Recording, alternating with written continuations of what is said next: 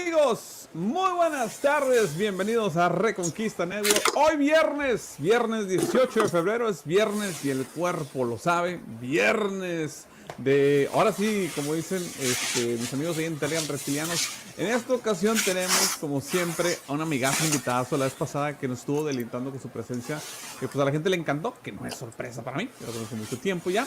A Miguel Salinas Chávez se encuentra con nosotros de nada más y nada menos que, aquí lo voy a poner más en pantalla, del Boletín de Información e Inteligencia Estratégica. Esa es la página de Facebook, por cierto, si quieren contactar a Miguel para saber más. Esta obviamente es su página en Twitter, redes sociales. También tienen sitio web para todas las personas que estén interesadas en ver más al respecto y suscribirse. Por favor, se lo recomiendo bastantísimo que lo hagan porque tienen muy buena información. Ahí la ven en pantalla, está la página web donde encuentran todo lo que hace Miguel Salinas. Pero bueno, Miguel, bienvenido una vez más a Reconquista. Como siempre vamos a tratar, híjole, tenemos mucha tela donde cortar viernes de hablar de relaciones entre México y Estados Unidos. ¿Cómo estás, Miguel? Muy bien, Luis, con el gusto de estar aquí en tu canal, con tu audiencia, que yo sé que cada día crece más y que, bueno, pues vas captando esa atención de mucho del público latino, pero del público norteamericano, que yo creo que también es muy importante para que entiendan esto que está pasando, que nosotros, bueno, pues nos toca verlo y padecerlo, pero que a veces no queda tan claro qué es lo que está realmente sucediendo, ¿no? Entonces yo creo que estás haciendo una labor maravillosa para que la gente pueda entender esta situación. No, al contrario, es un servicio. Un saludo, por cierto, a toda la comunidad en México que nos están viendo, pero también obviamente todos los hispanos aquí en los Estados Unidos que nos siguen, en especial en el área de California, muchos seguidores de Reconquista de California y Arizona, en todos los estados aquí del suroeste del país. Miguel, antes de comenzar, ¿cómo va? Danos una actualización del boletín de información, algún programa que tengas esta semana que viene o algo que nos quieras compartir. Bueno, pues estamos, ya sabes, trabajando con tenemos 3 publicaciones o 3 medios a través de los cuales estamos difundiendo nuestros análisis. Uno es una revista que estamos enviando 2 o 3 veces por semana con una compilación de notas de la prensa nacional e internacional de México y de temas que tienen que ver con México, con las situaciones del mundo o temas que tengan relevancia y asuntos de la iglesia. Y aunque es un compendio y son notas que están publicadas y que todo el mundo puede tener acceso a ellas, pues no es tan fácil encontrarlas y sobre todo nuestra labor es filtrarlas en cuanto a encontrar notas que reflejen lo que está pasando realmente y que tengan un enfoque objetivo de lo que está sucediendo. Eso es lo que cuesta más trabajo. Entonces estamos haciendo este servicio de información estratégica. Tenemos nuestra revista de análisis quincenal, que ahorita, bueno, pues la hemos tenido suspendida un tiempo por razones de fuerza mayor, pero que la vamos a reactivar, yo espero, en este mes de febrero. Y tenemos nuestro canal de YouTube, a través del cual pues hemos estado difundiendo pues muchos videos y análisis. Eso lo estamos haciendo o estamos tratando de hacerlo semanalmente, un video no semanalmente, sino diario. Lo hemos estado haciendo durante febrero, pero con la novedad y la sorpresa de que en en esta semana, de hecho, apenas me llegó la notificación de nuestros queridos amigos, ya sabes, ¿no? De esta plataforma querida donde tenemos nuestros canales, que me avisaron, me sacaron tarjeta amarilla y me mandaron una semana de descanso obligatorio. Ándale. Pero fíjate, por un tema de lo que quizá vamos a tocar aquí de pasadita, pero hay que tenerle cuidado porque ya sabes cómo son estos amigos, yo tuve una entrevista con un medio de un estado mexicano que se llama Michoacán hace tiempo, ni siquiera me acuerdo de cuándo fue, y hablamos sobre la situación irregular de las elecciones, ya sabes, ¿no? Ya en un país que está entre Canadá y México, pero pero resulta que como que apenas se dieron cuenta y me suspendieron el canal una semana por haber osado cuestionar la honestidad y la transparencia, ¿no? Del proceso electoral. Entonces, bueno, pues me cayó de sorpresa y bueno, pues ahorita pues no estoy puedo subir contenido nuevo. Tenemos un canal alterno, pero bueno, no tenemos un puñado de suscriptores nada más realmente. Entonces, esperemos poder ampliar esa base de gente que está suscrita para que pueda tener acceso a este material. Y ya cuando, vamos a seguirlos produciendo y todo, pero cuando ya tenga otra vez la libertad de subir contenido a mi canal, pues les voy a subir de golpe pues todo lo que se fue acumulando en estos días, ¿no? Sí, pues bueno, vamos a estar, por cierto, orando para que esto ya pase lo más pronto posible y obviamente que deje de haber censura en este medio alternativo.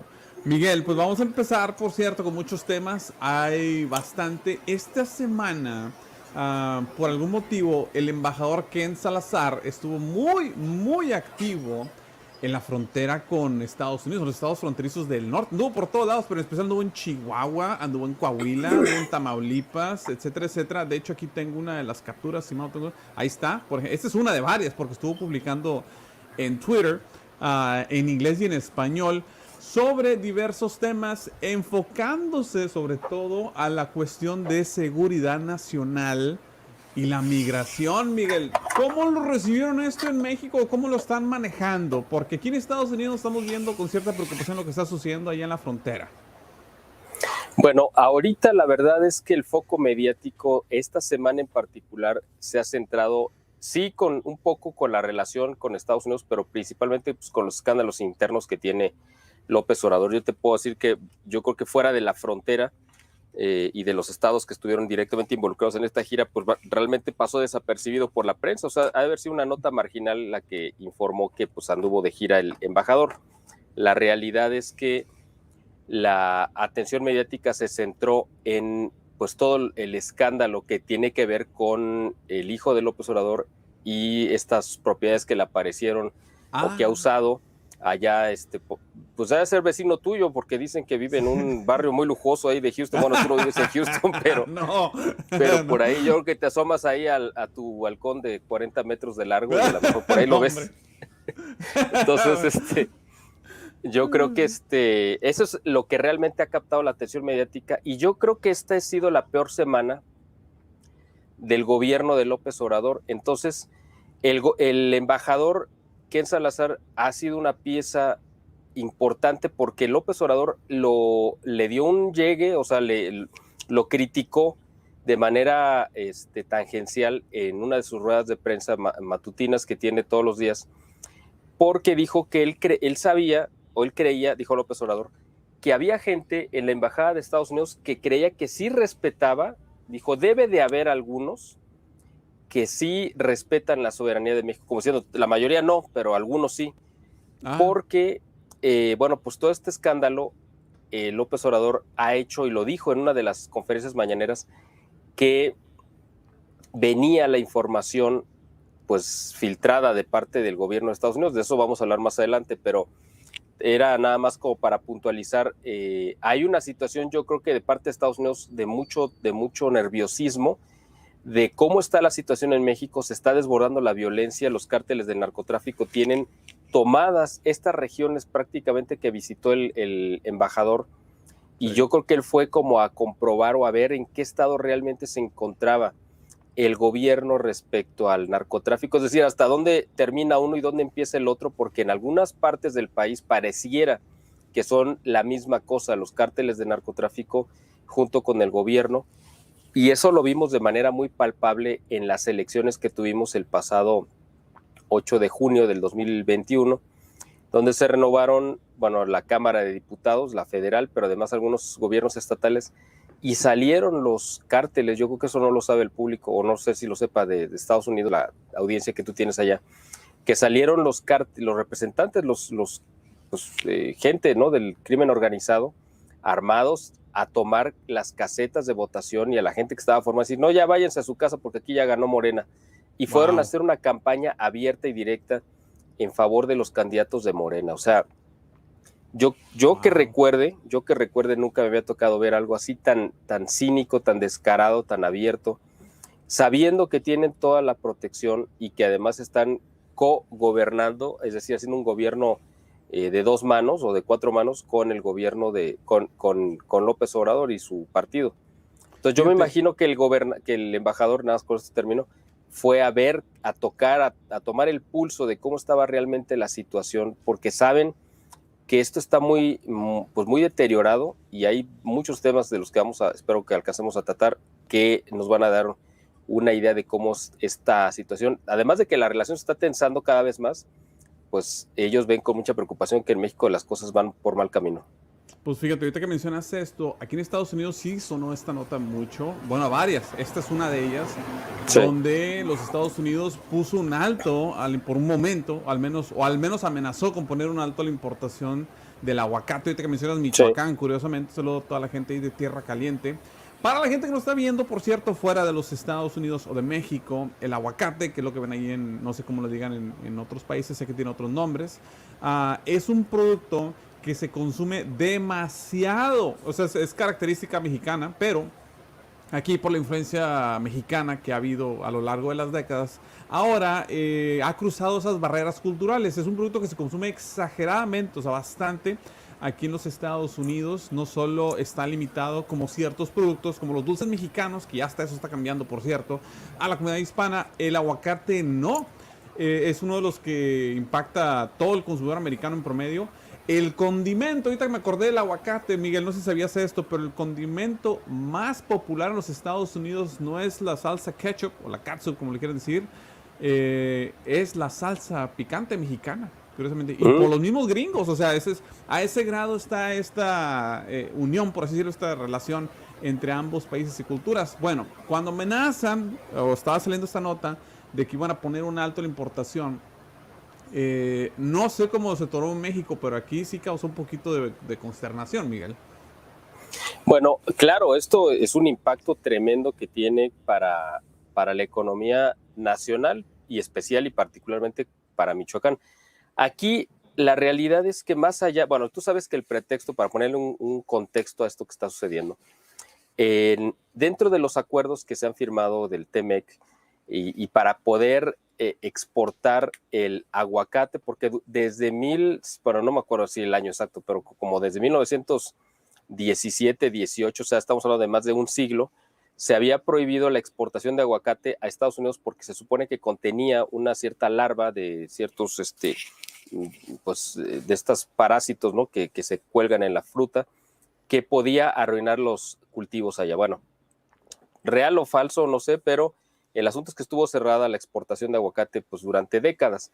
Se reabrió después de muchos procesos a raíz del Tratado de Libre Comercio y el único estado que tiene permiso para exportar aguacate a Estados Unidos es Michoacán, por razones quizá endémicas del aguacate, que es el mejor del mundo. Sí. Hay aguacate muy bueno en otras partes de México también, incluyendo aquí Jalisco, pero el mejor de todo el mundo pues es el de Michoacán, porque se dan ahí unas condiciones de clima, de tierra y de lo que sea, ¿no? Idóneo. Así es, pero el asunto es que dentro de los convenios, de lo que está firmado en el TEMEC es que tiene que haber inspectores del Departamento de Comercio, imagino, de Agricultura de Estados Unidos en Michoacán y además, aunque parezca exagerado, bueno, ya sabemos que sí son los americanos, pesan aguacate por aguacate, lo tienen que pesar y además cerciorarse, lo tienen que tocar y ver físicamente para que venga bien y que sea algo perfecto. Pero estamos hablando de miles de toneladas. Yo no sé cuánta gente tengan haciendo ese trabajo, pero me imagino que va a ser muy tardado. Bueno, eso lo han hecho durante mucho tiempo. El asunto aquí fue que uno de esos inspectores recibió amenazas pues, de muerte probablemente, porque parece, eso es cuando menos lo que se ha filtrado a la prensa, que aguacate que provenía de un estado del sur de México, que es Puebla, que está colindante prácticamente con la Ciudad de México, habían enviado aguacate y lo quisieron hacer pasar por aguacate michoacano. No sé cómo fue que se dieron cuenta que no era de ahí. Eso, los detalles no los tengo precisos, pero el asunto es que este inspector, si es que existió, porque yo no sé si realmente fue un pretexto, les detuvo este cargamento y recibió amenazas, porque además el problema que tenemos también, mi querido Luis, y que tuvo que ver con el alza indiscriminada del precio del limón, que no sé si supiste que este año se dispararon los precios del limón en México, no sé si en todo el mundo, pero cuando menos aquí en México sí. Parece que tiene que ver porque los cárteles de narcotráfico también tienen metidas las manos en ese tipo de cosas y entonces extorsionan a los productores o ellos son los que determinan quién cruza por qué carreteras y quizá, no estoy diciendo que así sea, pero quizá esto tuvo que ver también con redes de narcotráfico que amenazaron a este inspector. Él se quejó, presentó una denuncia y eso detonó que Estados Unidos detuviera las exportaciones. Ahora, uno puede decir, a ver, estamos hablando de miles de toneladas, de un intercambio comercial que será de cientos de millones de dólares y no lo puedes detener porque alguien amenazó, por muy grave que haya sido. O sea, ¿qué hay realmente de fondo? Bueno, yo creo, y es de lo que vamos a estar hablando a lo largo de esta entrevista, que es parte de este conflicto que ya hay abierto entre el gobierno de Estados Unidos con el gobierno de México, aunque yo más bien creo que es al revés. El que tiene el conflicto es el gobierno de México con el de Estados Unidos. Y Estados Unidos está empezando a tomar medidas, ya lo habíamos platicado en la vez pasada que tuvimos esta sesión.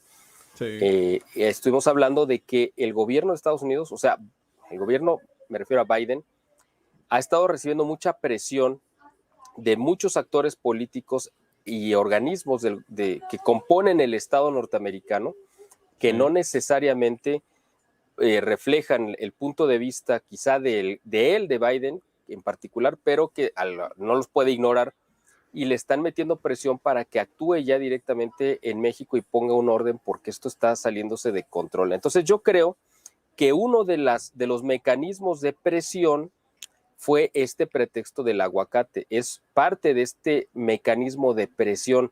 Hay otro asunto también que no es muy conocido.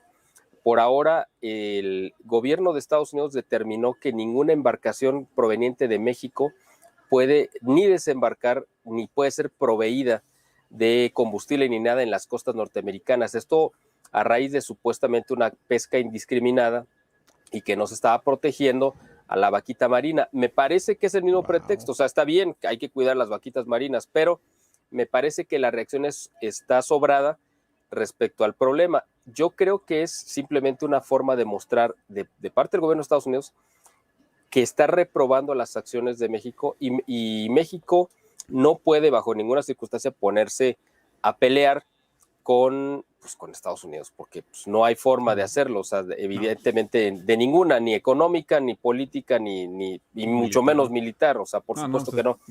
No, meterse al burro a las patadas, ¿no? Eso tú y yo lo tenemos claro, pero parece que López Obrador no lo tiene tan claro y él piensa que puede enfrentar o se puede burlar, porque incluso eso se ha dicho en algunos medios, yo creo que es algo fuerte, pero pues no es que yo lo diga, lo está diciendo muchos medios en México, que López Obrador está aprovechándose de la debilidad de Biden y que piensa que por eso puede hacer o imponer su agenda sin que vaya a haber consecuencias. Bueno, las consecuencias ya las está habiendo y pues aquí esto del aguacate y además el fin de semana pasado que fue el Super Bowl, se supone que es como que la botana más consumida durante el Super Bowl, ¿verdad? Entonces fue un golpe, sobre todo yo creo que mediático.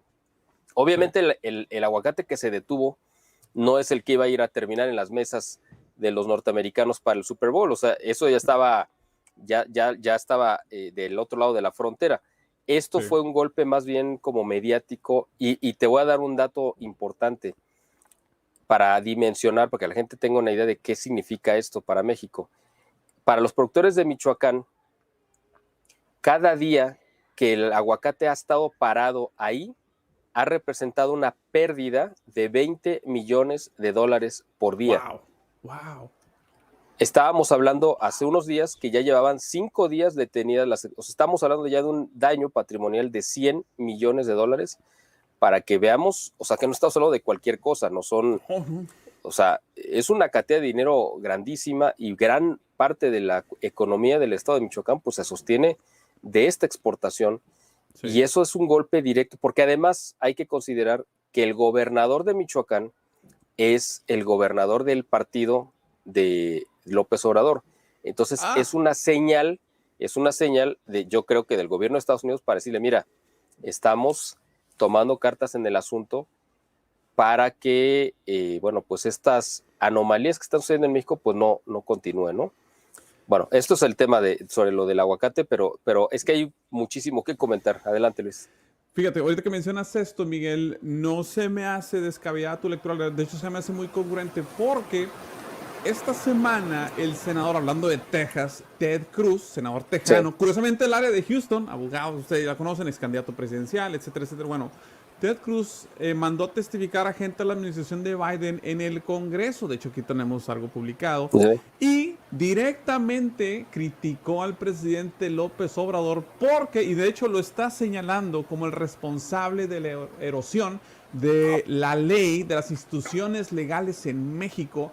No solo ahí quedó Ted Cruz, de hecho, y lo dijo en video, por cierto, está grabado, sí, o sea, y lo puso, ahí lo ven en su página de Twitter, ahí está, a las 7:49 lo publicó el 16 de febrero, para la gente que quiera la referencia, en su página de Twitter. No solo eso, llamó al presidente López Obrador por la crítica, lo criticó por lo de Carlos Loret de Mola, que lo mencionaste al principio, y te vamos a hablar un poquito más de eso si quieres, pero también dijo que su aparente complicidad del presidente con los grupos del crimen organizado se están convirtiendo en una amenaza para la seguridad nacional de los Estados Unidos. Estas ya son palabras mayores de un senador, por cierto, que tiene mucha jerarquía en este país, ya para que haya llegado a oídos de él, por así decirlo, en un congreso testificando, y llamó a la administración de Biden, él, el senador, le dijo: ¿qué está haciendo esta administración para tomar cartas en el asunto? De eso trató todo este embrollo, por así decirlo. Entonces, a lo que voy, Miguel, es que ya estamos hablando de palabras mayores. No estamos hablando, con todo el respeto que se merece, de algún senador estatal en Texas o un diputado estatal, por así decirlo, que también ya sería algo muy importante, dicho sea de paso, pero esto ya son los niveles más altos del gobierno federal. Además de que Ted Cruz tiene un podcast de los más escuchados también en el país. No sé cómo lo veas tú. Bueno, esa sí fue una noticia, esa sí, que le dio la vuelta a todos los medios en México. O sea, aquí sí se vio en todos los medios que sí tuvo un impacto tremendo de que un senador tan reconocido y además sí, con ascendencia mexicana, si no mal recuerdo. Y hay un estado que es como Texas, con todo el respeto, para Wyoming, ¿va? O sea. No, pero además porque aquí en México, pues sí es reconocido, es una figura de primer nivel en la política norteamericana, y que haya hablado con esa claridad, pues la verdad es que sí llamó la atención y sí se ha reproducido en muchos medios, yo lo he visto en canales de televisión, de radio, en estaciones de radio y en programas de análisis, precisamente porque hizo un llamado muy fuerte a que haya una acción directa del gobierno de Biden, precisamente porque está viendo, y fíjate cómo habla sobre que México, que el gobierno de López Obrador estaba poniendo en peligro, y él menciona que ya hay una como... usó un término que no lo recuerdo ahorita exactamente, como una ebullición social, pero prácticamente hablando de que había ya casi hasta revueltas sociales en México.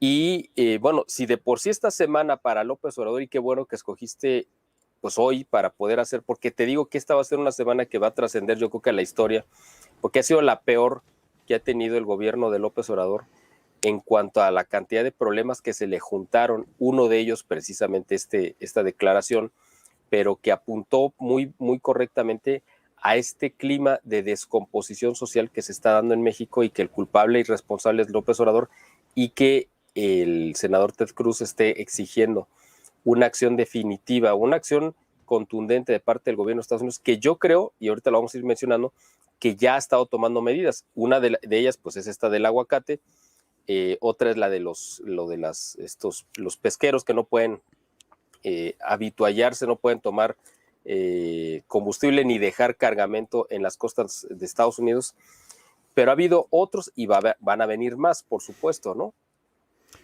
¿Qué pasó? Ahora sí, háblanos un poquito de esta nota. Quiero que nos expandas porque aquí en Estados Unidos no ha sonado mucho, apenas está empezando a salir. ¿Qué pasó con esto, con la casa y el escándalo? ¿Cómo respondió el presidente? Porque en Estados Unidos también ya le están echando los ojos a esto. Bueno, este es el escándalo pues más grave que yo creo que ha enfrentado López Obrador en toda su historia política, que es muy larga, porque le atañe directamente a su hijo mayor. Él tiene 4 hijos, cuando menos reconocidos, pero a su hijo mayor, pues sí, porque quién sabe, pero el hijo mayor resulta que se casa con una chica que, pues muy atractiva, muy guapa, no sé si, no, es que otros hijos se había casado con una modelo, pero no fue él. Bueno, esta chica me parece que es tejana de nacimiento. Pertenece a una familia que ha estado siempre involucrada en el negocio del petróleo. Ellos se han encargado de hacer parte de las gestiones para conseguir contratos y hacer como esta intermediación o broker con gobiernos y empresas petroleras en el área de Texas. Pues resulta otro que Hunter Biden. Ándale, bueno, a raíz de que gana la presidencia López Obrador, pues supuestamente la historia oficial es que coinciden en una reunión, en una cena, el hijo de López Obrador con esta chica, y yo creo que ella sabía a lo que iba y sabía quién iba a estar y supo muy bien, pues, encantarle los ojos al hijo de López Obrador, que además, pues, es como Brad Pitt, es como una mezcla entre Brad Pitt y Mel Gibson, así es casi como un dios griego, ¿no? Así es como, yo creo que el modelo ideal de cualquier mujer. Entonces, sobre todo millonaria y soltera, ¿verdad? No, sí, se nota, ¿no? Entonces, galanazo. este bodoque, como le dicen aquí, resulta que queda enamorado de esta chica y se hacen novios, se casan, y a partir de que se casan, la empresa para la que ella trabaja junto con su familia empieza a recibir, bueno, ya había tenido contratos con Pemex anteriormente, pero se dispararon los contratos y además hay que considerar, esto es algo que no comentamos en la entrevista pasada, pero que vale la pena comentar. Pemex es una de las petroleras pues, más grandes del mundo, o era, pero es la empresa más endeudada del mundo. Es una empresa que está en quiebra ya desde hace mucho tiempo y que la han mantenido con vida artificial, y además es un capricho y una obsesión de López Obrador. Pemex, dentro de las crisis y problemas que tiene, es que no le paga a sus proveedores y ha hecho quebrar a miles de empresas porque pues, simplemente les ha pedido trabajos que nunca les pagó.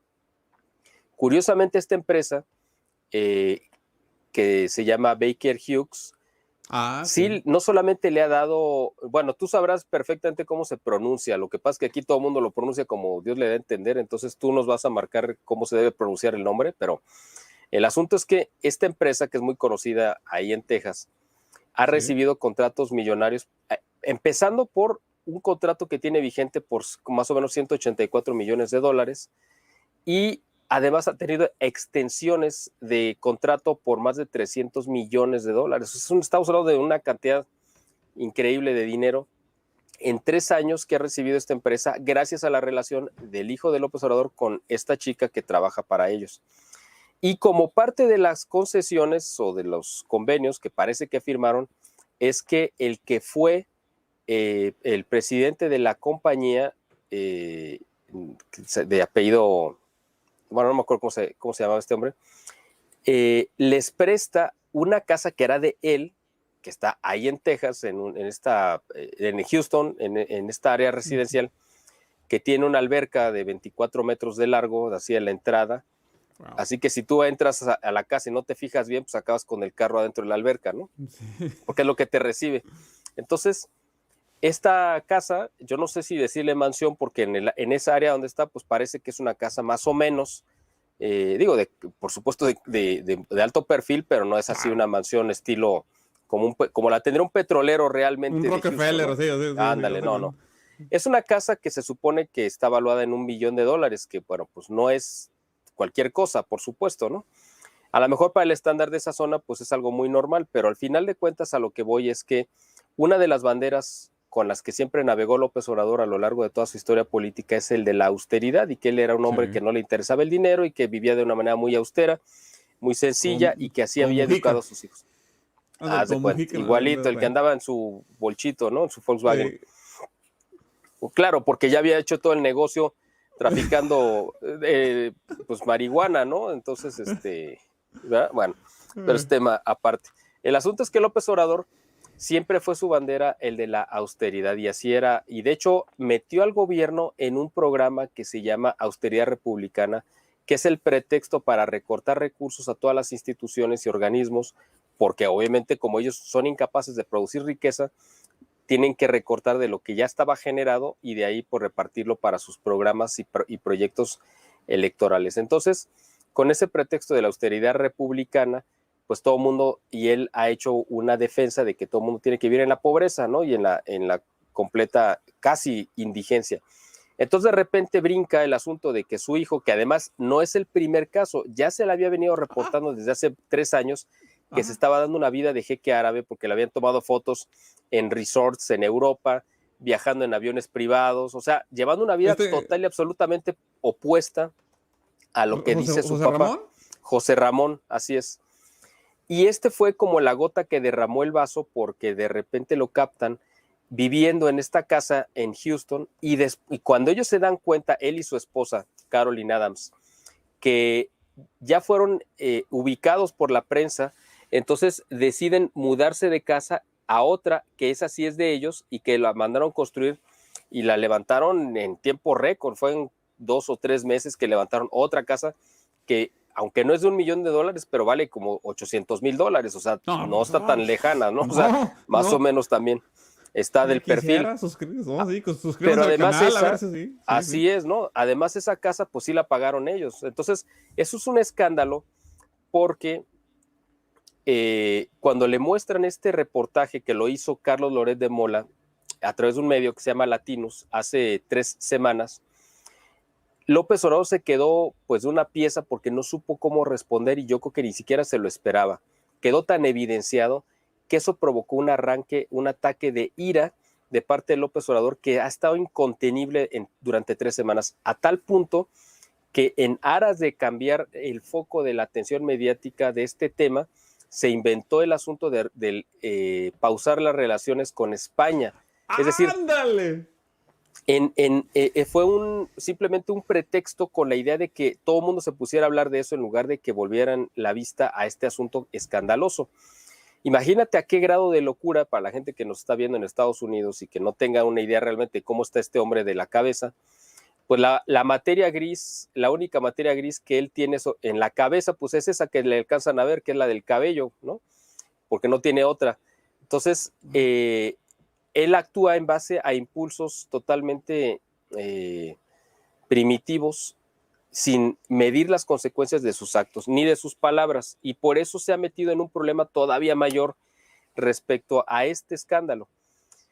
Cuando esta mujer pues trata de deslindarse, decir, bueno, sí vivimos ahí, pero yo rentaba esta propiedad, ¿no? Y no sé ni a quién se la estaba rentando, pues aumenta todavía más porque no existe un contrato de arrendamiento ni existen los depósitos que justifiquen la renta. Y entonces empiezan a meterse cada vez en más y más problemas, porque durante 15 días el hijo de López Obrador pues no contestó nada y se le ocurrió responder el domingo pasado, en el momento que todo el mundo estaba enfrascado viendo el Super Bowl. Él manda una carta de 8 renglones, se tardó 15 días en redactar 8 renglones, ¿no? Para que más o menos vean a qué velocidad le funcionan las neuronas. Y en esa carta aumentó más el problema en el que ya estaban metidos, porque él dice que él se ha dedicado a ejercer la abogacía. Para empezar, nadie sabía que era abogado, pero bueno, pues él dice que es abogado. Bueno, quién sabe de dónde consiguió el título. Está bien. Pero bueno, el asunto es que bueno, a lo mejor es de la Universidad de Santo Domingo. Yo creo que mucha gente no sabe cuál es esa universidad, y seguramente tú tampoco, porque bueno, eso es algo muy local de la Ciudad de México. La Universidad de Santo Domingo es un pasaje que existe en el centro de México, exactamente en el mero centro. Enfrente son unos portales que ven hacia lo que fue el Palacio de la Inquisición y que ahora es la Secretaría de Educación Pública. Y es muy conocido desde hace mucho porque ahí se falsifica todo tipo de documentos, lo que necesites. Si quieres un título de doctor en astrofísica, pues ahí lo puedes conseguir. Pues sí, no, o sea, es en serio, ¿no? Si necesitas un título de... bueno. Entonces, cuando alguien necesita un título, pues dices, bueno, ¿de dónde eres? No, pues soy de la Universidad de Santo Domingo, porque así se llaman esos portales, ¿no? Los portales de Santo Domingo. Seguramente de ahí obtuvo el título, ¿no?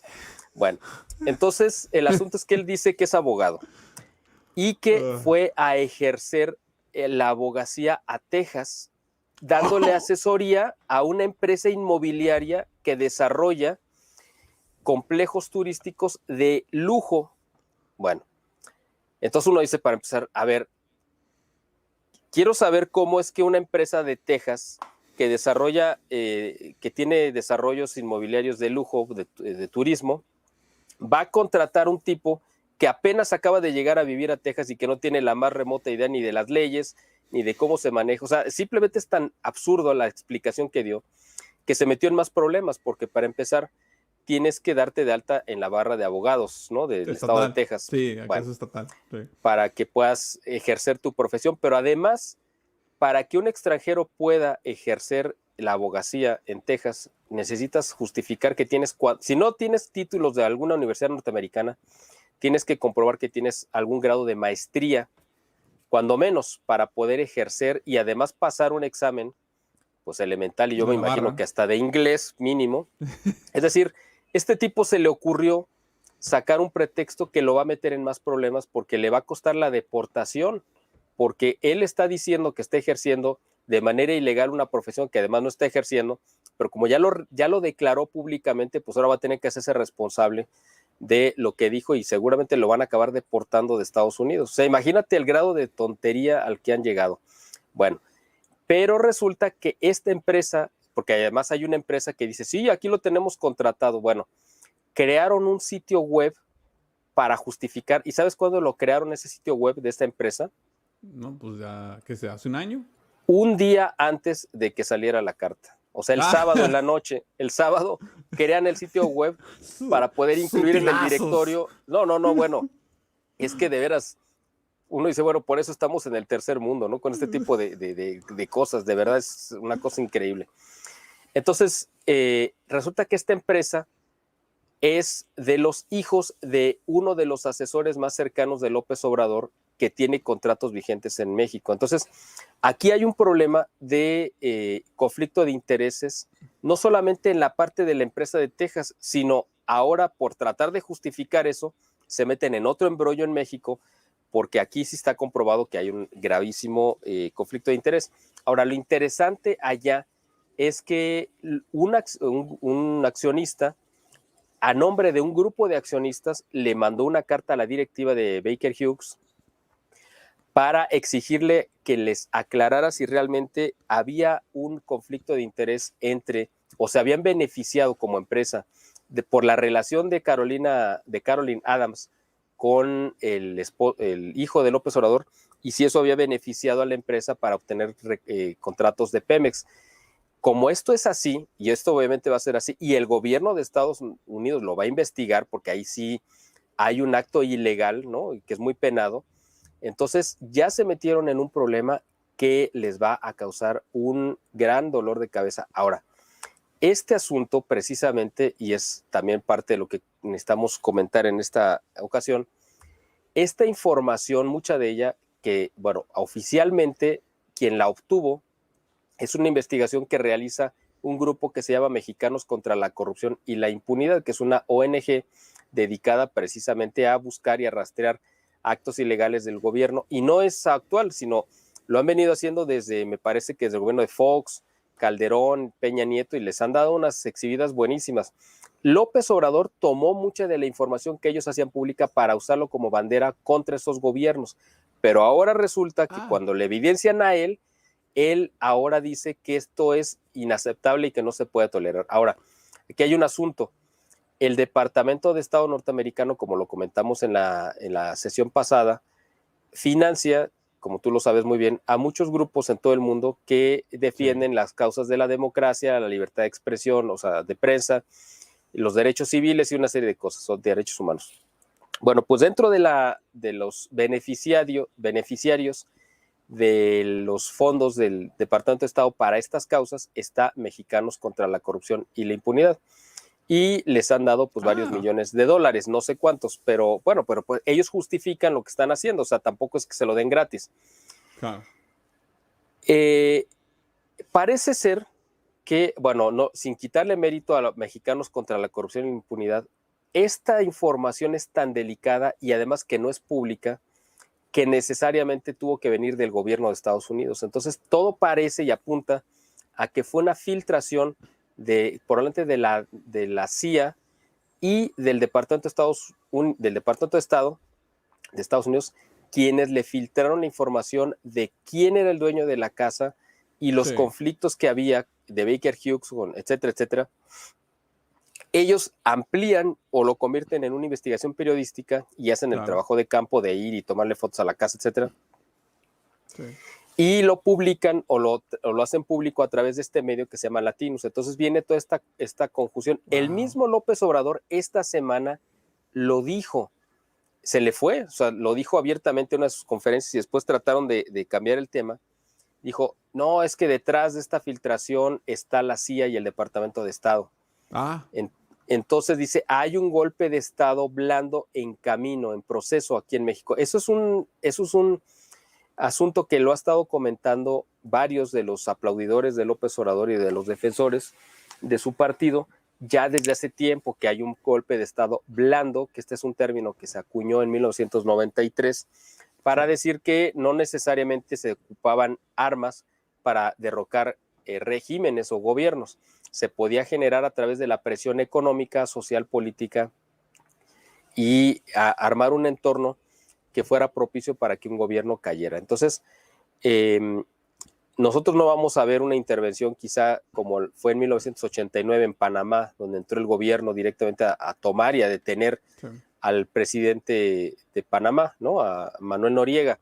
No lo vamos a ver, pero sí vamos a ver una serie de medidas. Una de ellas es lo del aguacate, otra de ellas es la de los pescadores y otras más que se van a estar dando porque la situación está muy tensa respecto a el proyecto de reforma energética que está impulsando López Obrador, al cual el mismo gobierno de Estados Unidos ya le mostró su inconformidad, ya le dijo que no lo quiere, que no está de acuerdo porque afecta a los intereses de muchas empresas norteamericanas y el gobierno de México está empeñado en llevarlo adelante. Entonces, estamos viendo que lleva una serie de conflictos abiertos contra y de problemas en diferentes campos con el gobierno de Estados Unidos, que no solamente no nos va a llevar a ningún buen puerto, sino que el único que va a salir perdiendo en esta apuesta pues es López Obrador.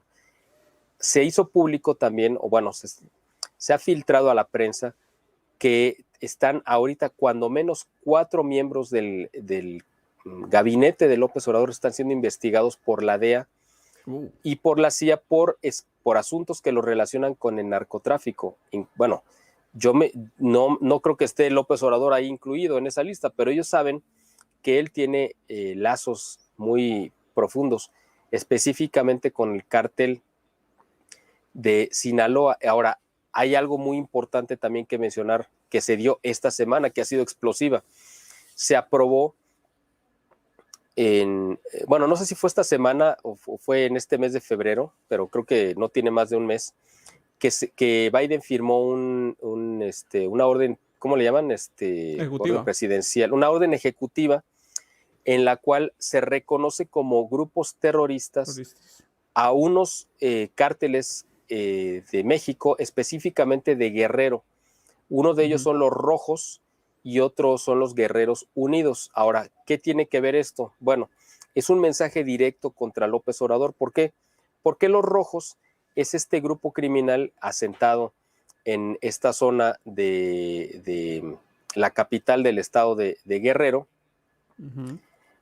que fueron los que secuestraron este camión de los estudiantes o supuestos estudiantes de la normal rural de Ayotzinapa, que fue el escándalo que acabó costándole toda la credibilidad a Peña Nieto, cuando ellos además ni siquiera tenían vela en el entierro, porque le acabaron echando la culpa al ejército y el ejército ni siquiera tuvo nada que ver. Bueno, estos Rojos, este cártel de los Rojos, estaba encabezado por una mujer y la familia de esa mujer, que en ese momento esa mujer era la esposa del alcalde, que se apellidaba Abarca. Bueno, pues ese Abarca y su esposa eran protegidos de López Obrador y él los puso ahí en esa alcaldía de Guerrero para, él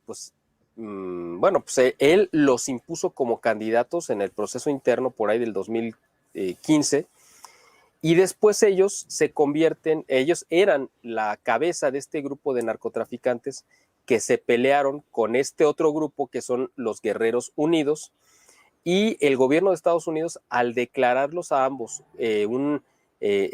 grupos terroristas, le está mandando un mensaje directo a López Obrador diciéndole, mira, estos que fueron o que son, porque quizá todavía lo sean, tus aliados y tus protegidos, vamos detrás de ellos. Es decir, le están cerrando el cerco en torno a López Obrador, yo creo que para terminar declarándolo, quizá en algún momento dado, si se ocupa, declararlo pues terrorista a él, o que apoya a grupos terroristas por sus ligas y sus lazos con los cárteles de narcotráfico. Entonces, yo no sé dónde vaya a terminar esto, pero no creo que López Obrador la vaya a acabar librando bien, ni siquiera estoy seguro si va a terminar su sexenio, porque se está metiendo en tantos problemas al mismo tiempo, que además, precisamente a raíz de esta declaración, o de que se hizo público esta investigación de parte de Latinos, él se lanza directamente contra este periodista llamado Carlos Loret de Mola, que trabajó durante 20 años en Televisa y se convirtió en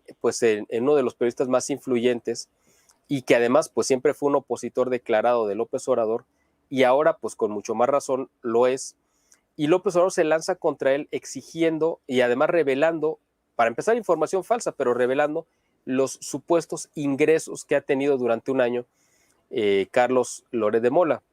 Y yo lo hacía una comparativa. Esto lo hizo público, es una información que es privada y que él cometió un delito en una de sus conferencias matutinas al revelar una información que es confidencial y que solamente la tiene Hacienda y que no la puede revelar más que bajo una orden judicial en caso de que hubiera una investigación. Fuera de eso no lo puede hacer público. Y él mostró una tabla donde decía cuánto le pagaba cada medio, incluyendo Televisa. Pero esto es tan grotesco, porque resulta que Carlos Loret de Mola dejó de trabajar en Televisa hace 2 años y de todos modos incluyeron 11 millones de pesos, que son, pues no sé cuánto, como bueno, tú sacas la conversión a dólares, de cuánto supuestamente, bueno, pues resulta que le achaca López Obrador a Loret de Mola que ganó en un año 35 millones de pesos, el equivalente, pues, ¿qué será? Como $1,500,000, ¿no? Más o menos. Sí. Que si uno lo compara con lo que ganan los conductores pues así estelares, ¿no? De las cadenas de comunicación en Estados Unidos, pues yo creo que hasta es poco, ¿no? O sea, realmente comparado con lo que ganan ellos. Sí. Aquí él lo quiso presentar como que era algo verdaderamente escandaloso. ¿Cómo es posible que este hombre, que lo tachó de que era un mercenario que trabajaba para los intereses de sus enemigos? Bueno, le dijo de todo. Y además se empezó a lanzar contra otros comunicadores, algunos de ellos que habían sido sus aliados durante mucho tiempo, como Carmen Aristegui o el semanario Proceso, y muchos que pues, durante mucho tiempo lo apoyaron, y ahora se lanzó contra ellos. Entonces está totalmente fuera de sí López Obrador, está enloquecido, él porque lo que lo descompuso es que perdió el control de la agenda mediática y de la agenda temática que se discute en México. Él siempre ha tenido la habilidad de controlar los temas que se discuten, y entonces ahora perdió el control de esta agenda y no sabe cómo recuperarlo, y eso es lo que lo tiene totalmente fuera de sí. Esto provocó precisamente una andanada de críticas a nivel nacional de la prensa, y se dieron acontecimientos históricos que yo nunca me había tocado ver, mi querido Luis, y por eso te digo que esta es una semana histórica. Uno de ellos fue precisamente que la gente que cubre la fuente en la Cámara de Senadores en México, los periodistas que cubren la fuente de la Cámara de Senadores, se manifestaron ante los senadores para mostrar su rechazo, porque además en este año van 6 periodistas asesinados en México, en lo que va de este año. O sea, llevamos 6 semanas y van 6 periodistas muertos. O sea, vamos 1 por semana. Vamos a hacer una pausa ahí de voladita. Qué bueno que mencionas ese dato, porque en esta diapositiva que están viendo en pantalla, Ted Cruz, precisamente, el senador, menciona ese dato y llama a México el lugar más peligroso para ejercer el periodismo. De la boca de Ted Cruz, ustedes pueden ver en referencia, ahí está, pueden encontrar el tweet, el video que él subió. O sea, ya son palabras mayores que le están achacando al presidente de México a este nivel de gobierno de Estados Unidos. Ahora sí, prosigue, Miguel. Se supone que México es, junto con Afganistán, los países más peligrosos del mundo para ejercer el periodismo. Pues estamos hablando de, bueno, pues ya sabemos que fue Afganistán, un país que quedó devastado por la guerra, está tomado por los grupos terroristas y que trafican pues estas sustancias prohibidas de narcotráfico, etcétera. O sea, a ese nivel ha caído México con López Obrador, para la gente que no lo sabe. Y él, al lanzarse de esta manera tan brutal, y además que hubo una manifestación de parte de los gobernadores de López Obrador, que están en el partido Morena, para respaldarlo, y los senadores, fíjate lo que hicieron los senadores de Morena, declararon que López Obrador es la encarnación, esto te va a parecer así de risa, pero está publicado, porque además está en video, por si alguien lo duda, que así lo dijeron, es la encarnación del Estado, es la encarnación de la patria y es la encarnación del pueblo. Eso dijeron los senadores de Morena, o sea, de verdad, es en serio. No, es un culto de personalidad ya, o sea, no. Cuando esto lo escuchó la prensa, los medios de prensa ahí, entonces, ¿sabes lo que hicieron que me pareció increíble? Inmediatamente apagaron sus cámaras e hicieron un cerco en torno a los senadores, pero volteando sus cámaras y dándoles la espalda a los senadores. Dijeron, a partir de este momento nosotros nos retiramos, no nos interesa cubrir esto que están diciendo, les manifestamos nuestro completo reprobación a la actitud del presidente y a lo que ustedes están haciendo, y se fueron. Esto se repitió en 2 ocasiones más. En la Cámara de Diputados hicieron exactamente lo mismo, una manifestación donde le dieron la espalda a los diputados de Morena y hicieron una manifestación los medios, pero digo que la más importante, o las 3 son importantes, fue la que hicieron los mismos periodistas que cubren La Fuente, pero de la mañanera de López Obrador. O sea, delante de él, los periodistas dijeron, hoy estamos en huelga, no le vamos a hacer ninguna pregunta, estamos manifestando nuestro rechazo a su actitud y a la de su partido, y no podemos tolerar esta actitud de que se esté asesinando a periodistas, y le dieron también la espalda y pues se retiraron, ¿no? Entonces, esto es algo que se está viendo, y además lo hicieron apenas ayer, la otra vez, en Tijuana, Baja California, que fue de gira López Obrador.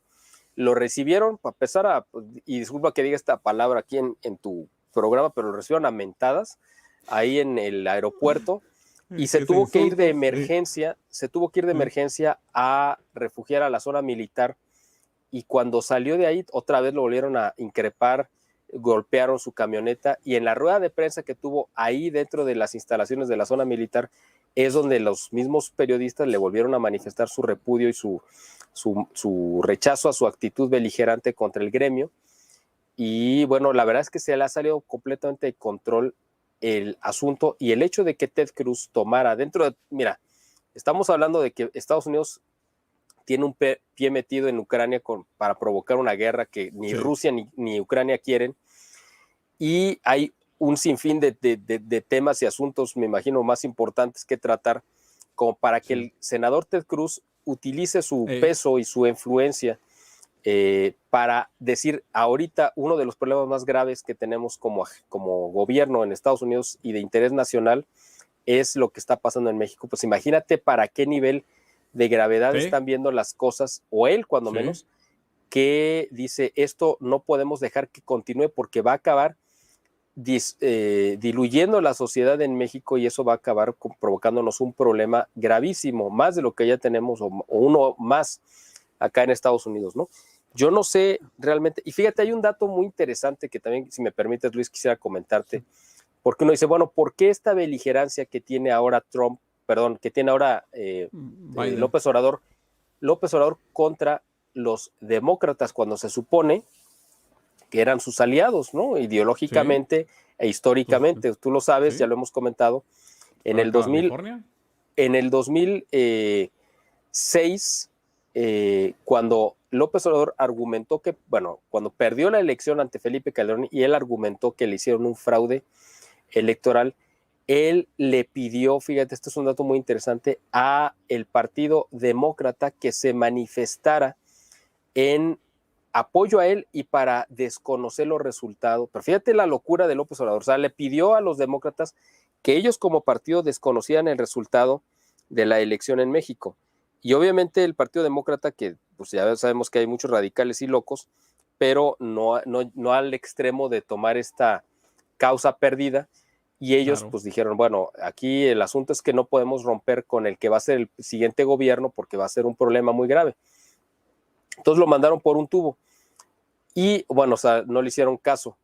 Y esto fue una afrenta que López Obrador nunca les perdonó al Partido Demócrata y lo acaba de sacar ahora apenas en esta semana con esta guerra mediática que ha tenido enfrente y les volvió a decir, no, pues ya ven cómo reaccionaron cuando fue cuando fue el fraude electoral del 2006 y ellos no hicieron nada. O sea, hay un asunto que obviamente ya debería haber sido superado, pero para López Obrador ese tipo de afrentas no se olvidan y las tiene ahí de manera permanente. Entonces, para él es un asunto personal el agravio que él sintió de parte de los demócratas o la falta de respaldo y que ahora se las quiere, pues lo quiere mostrar de una manera muy hostil o se quiere mostrar de manera muy hostil y además aprovechando la debilidad que tiene y evidente además de Biden y quiere o intenta pues, pasar por encima de él, pero lo que no sabe es que hay un aparato institucional o hay instituciones en Estados Unidos que funcionan aún cuando el presidente no estuviera en capacidad de cumplir con sus funciones. Claro. Pero las instituciones sí cumplen con sus funciones y no le van a pasar este tipo de cosas a López Obrador. Entonces, esta semana de verdad ha sido la peor que ha tenido yo creo que en toda su vida. Híjole, Miguel, se nos acaba el tiempo, pero por favorcito, de voladita, haznos un comentario sobre esta nota, cómo lo recibieron en México, porque también llegó a España, donde, como mencionaste hace rato, decía en 3 minutitos si puede, yo sé que estoy pidiendo demasiado, el presidente López Obrador cortar relaciones al menos con la diplomacia española y luego como que clarificó, dijo, bueno, no era contra el gobierno, sino contra las empresas españolas porque supuestamente llegan muy altaneros con espíritu de imperialistas, algo así estaba utilizando. ¿Cómo fue recibido esto en México? ¿Resonó bueno, o no le funcionó? Claro, o sea, él, como ya te comentaba hace rato, simplemente fue un pretexto para distraer la atención del foco mediático. Aquí nadie lo tomó en serio, todo el mundo dijo, es una locura, es una muestra más del desequilibrio mental que está gobernando este país a través de López Obrador. Y como en España tampoco lo tomaron en serio, o sea, que eso fue lo peor, yo creo, o sea, dijeron, a ver, es que son las palabras de un presidente, pero no se pueden tomar en serio. Entonces él quiso rectificar como para no quedar tan mal y dijo, esta pausa es contra estas empresas, pero estamos hablando de que en México hay 6,000 empresas españolas activas y sí, ¿no? El ataque de López Obrador es contra 6 de esas 6,000, imagínate lo que estamos hablando, pero ahí te va otro detalle importante. Esta redacción que hizo el hijo de López Obrador el domingo en la noche en una computadora en Texas, utilizó un software para crear el documento en Word y ese software, la licencia la tiene, el propietario de esa licencia es una empresa española que es la que ha recibido concesiones para desarrollar esto que está criticando López Obrador. Imagínate esta cosa tan absurda, de verdad. Uno dice, es que no puede ser que todo lo hayan hecho tan mal. Es una empresa que se dedica a la creación de infraestructura de electricidad limpia, ¿no? A través de paneles solares, etcétera, que es la que tanto está criticando López Obrador. Bueno, pues esa empresa es la dueña del software que utilizó el hijo de López Obrador para crear el documento que mandó a la prensa. O sea, ¿qué significa? Que hay una relación directa también de él con estas empresas y, bueno, es una cosa de locura, simplemente, ¿no? El asunto no se tomó aquí en serio, se tomó simplemente como un distractor más y la gente pues le dio carpetazo al tema ¿no? O sea, nadie lo tomó en serio, ni siquiera el gobierno de España, que obviamente les molestó mucho esta actitud beligerante y absurda del López Obrador, pero ellos entienden que él está tan desesperado y tan loco que pues simplemente no lo pueden tomar en serio, ¿no? Válgame. Bueno, y cabe mencionar, si mal no tengo entendido, por cierto, Miguel, España es el segundo o tercer socio comercial más importante de México para los Estados Unidos, o sea, no es cualquier cosa, ¿va? Es el segundo sí. Que más dinero invierte en México sí. Después de Estados Unidos, y por supuesto que es una relación histórica muy profunda que no se puede echar a la basura nada más porque este loco se le ocurre encapricharse con algo que pasó además hace 500 años. O sea, de veras es demencial, ¿no? Es absolutamente demencial. Digo, nada más para dar el último dato para que la gente tenga una idea de cómo está la cabeza de este hombre. Él dijo que, con todo respeto, queriendo minimizar la historia de Estados Unidos, que obviamente, bueno, pues no se puede comparar con la de México, porque México pues sí tiene una historia muy larga, ¿no? Pero él quiso, por adornarse, dijo que pues hace 10,000 millones de años ya en México había civilizaciones, ¿no? Entonces uno dice, oye, espérame, pues es que la Tierra tiene 4,500 millones de años, ¿cómo que hace 10,000 millones ni siquiera se había formado el sistema solar? Y lo dijo en serio en una conferencia y no corrigió. O sea, ¿qué cifra quiso dar? Pues yo no sé, ¿no? Pero para que la gente tenga una idea de la locura en la que está este hombre, que puede decir cualquier cantidad de disparates y pues no hay quien lo corrija, ¿no? Válgame. Bueno, Miguel, si quieren saber, por cierto, más de ti, ¿dónde te pueden contactar? ¿Ahí en el Twitter o en Facebook? En el Twitter, ajá. Y yo, el mío personal es @MiguelSalinasCH. Ahí si gustan buscarme. O pueden entrar a la página www.biie.org. Ahí pueden encontrar también pues toda esta información que hemos estado comentando aquí con Luis. Y bueno, pues para profundizar en ese y otros muchos temas que hemos abordado a lo largo ya de 8 años y medio que hemos estado realizando esta labor periodística. Sí, por favor apoyen, suscríbanse a las redes sociales de Miguel, compartan el contenido. Y hablando de apoyarnos, ahí está, un saludo a la comunidad de Patreon de aquí de Reconquista Network. Gracias a ustedes podemos llevar a cabo este contenido que no solo, por cierto, es de calidad, es relevante. Miguel, ¿algo más que quieras agregar antes de despedirnos? No, pues agradecerte, Luis, agradecerte esta oportunidad y ojalá que podamos repetirla porque van a seguir saliendo estos temas para tener actualizaciones y bueno, pues también en la siguiente, pues ahora me tocaría a mí preguntarte algunos temas que también son importantes conocerse aquí en México porque tú eres el experto de lo que está pasando de aquel lado de la frontera y pues mucha gente también quiere saber qué es lo que está sucediendo, ¿no? Entonces, que podamos estar haciendo estos intercambios cada vez que tú tengas oportunidad, porque yo creo que nos sirve a los dos para poder estar actualizando lo que está aconteciendo y que nos afecta, ¿no? en ambos países. Del otro lado de la frontera. En efecto, y claro, si cuenta conmigo, ahí vamos a estar también en tu canal y como siempre, aquí tiene la invitación. Cuando gustes, ya saben, te han pedido bastante, Miguel, entonces obviamente. Qué bueno, muchas gracias. Excelente. Vamos a tenerlo aquí más seguido en cuanto a los horarios lo dispongan. A nombre de Miguel Salinas, ya saben, suscríbanse al Boletín de Información e Inteligencia Estratégica. Se despide un servidor, Luis Medina, como siempre, diciéndoles lo más importante de todo esto es que viva Cristo Rey.